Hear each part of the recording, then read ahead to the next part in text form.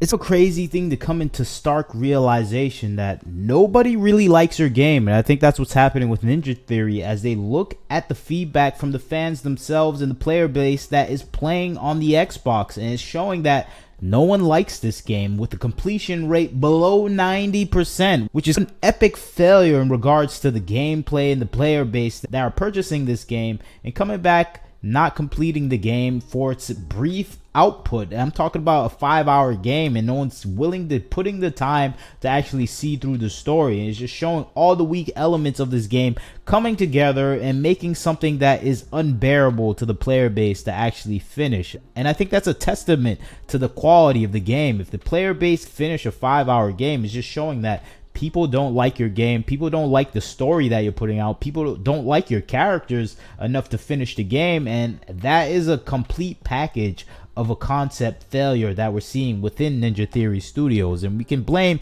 all assortments of people. You can blame the production, Xbox, Microsoft, all these corporate entities that are involved with the production of the game. Of course, the studio itself. You can try to blame the consultancy firms. Maybe they interjected with the overall process of the game. But this is an amalgamation of failure that kind of takes a contributing effort on all hands to produce something that fans just don't want to finish. And I think that's the astonishing thing about this game, where we have nearly 90% of Hellblade 2 Xbox players haven't completed its story. And it's kind of an epic stat to have and hold. We know companies like Netflix, they do monitor the completion percentages of some of their TV shows, the majority of their TV shows. And I think that is the leading cause for some TV shows to be canceled and some TV shows to get extensions and more seasons of production. And I think we saw that with Squid Game, that had over an 87% completion percentage. And I think that is the cause for it to continue on, even though the story was already completed. And we see that on the opposite end with something like Warrior Nun. We're at a completion percentage of under 30%. So those things are going to be canceled. And I think this is the case for Ninja Theory as a studio. Yes, we know Microsoft is giving the nice platitudes that, yes, we approved a new game from Hellblade 2 developer Ninja Theory, and they go straight into production. But those are just words. We don't know the budgeting. We don't know what type of game. It might be a cheap game, and we don't know if it's a game that is set up to be canceled. And I think that is the position Ninja Theory is in nowadays. It's in a position to be bullied, used, and tarnished and destroyed by Microsoft because it is a failure of a studio at the moment, and it can be used as a shield by some other person within the company to destroy someone else. It's just a corporate tool, a corporate grenade to be used against someone right now. And I think that is a terrible position for Ninja Theory. You can see that with some articles actually stating that unfortunately Ninja Theory isn't actually safe from Microsoft. This is a dangerous position to be in, where they're going to be used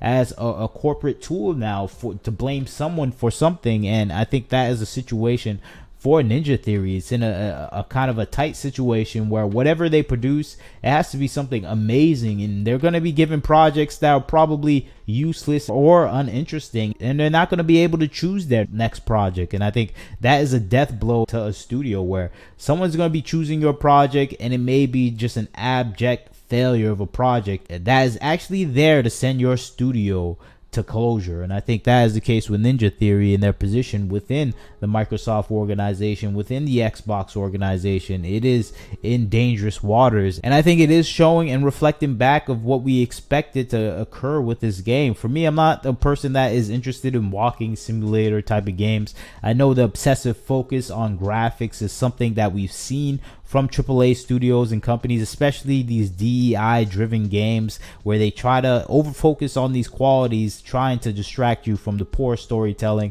and overall the messaging that they want to inject in the games. And I think although Hellblade 2 wasn't an egregious case of that, I think it was just a failure of proper storytelling and interesting, engaging dynamics when it comes to gameplay, especially if you don't have a attractive character to draw in people to actually look at the super graphics. We just have a character that is not that pleasing to look at, so it is gonna not draw people in to actually finish the story. And I think that is the main thing a lot of people within the video gaming industry refuse to understand about gamers, about human beings in general. You can see babies themselves, they smile and like being around people that look better than the average person. And I think this is done by scientific process, where we have these objective results showing that attractive people draw in more attention. And I think that is something that the gaming industry is trying to struggle to deal with, where they're trying to remove beauty from gaming. They're trying to remove attractiveness and trying to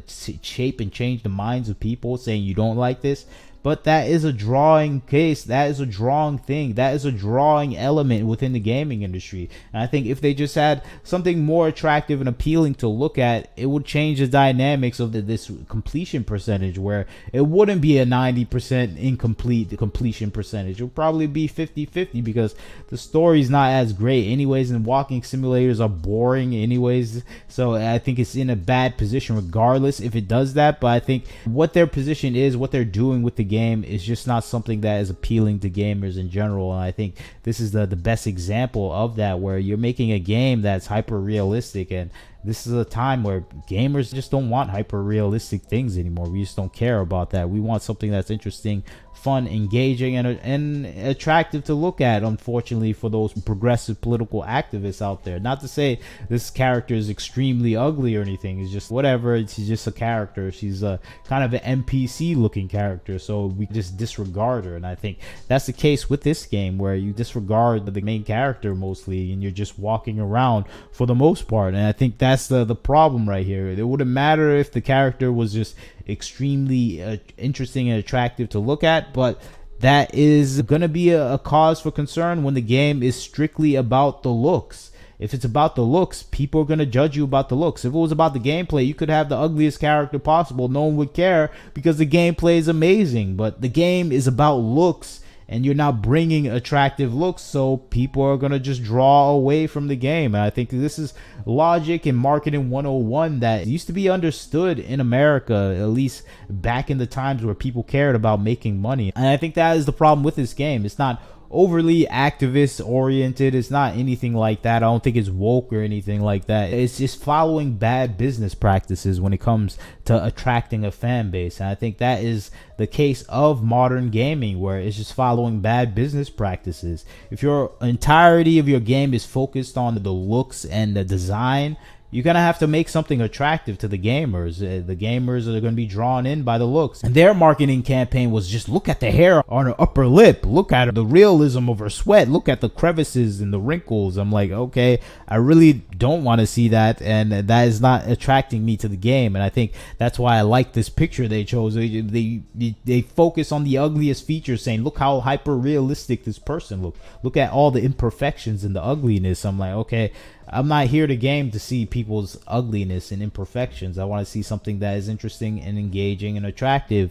And if you don't have that, you have some super ugly character, at least make the gameplay fun. If the gameplay is fun, then I don't care how this character looks like. And I think this is the false premise that we're seeing in the gaming industry, where you can do both. You can just remove the attractiveness, and you can have terrible gameplay and expect game players to stick around with your game. And I think that is a false premise. That's not going to be true. That's not going to carry over to sales and marketability. And I think that is the end result that we're seeing with Ninja Theory and Hellblade 2, as it reaches a completion percentage unknown within the video gaming industry, where 90% people are unable to complete the game. And I think that is an absolute failure for this studio. But you leave your comments, tell me what you think. Maybe you disagree with me. Maybe you think this is something that is attractive to gamers, seeing the upper hair nostrils of a character that is cool to you. Maybe leave a comment, tell me what you think. Like, share, and subscribe. This is Wagner Knows Why. Catch you next time.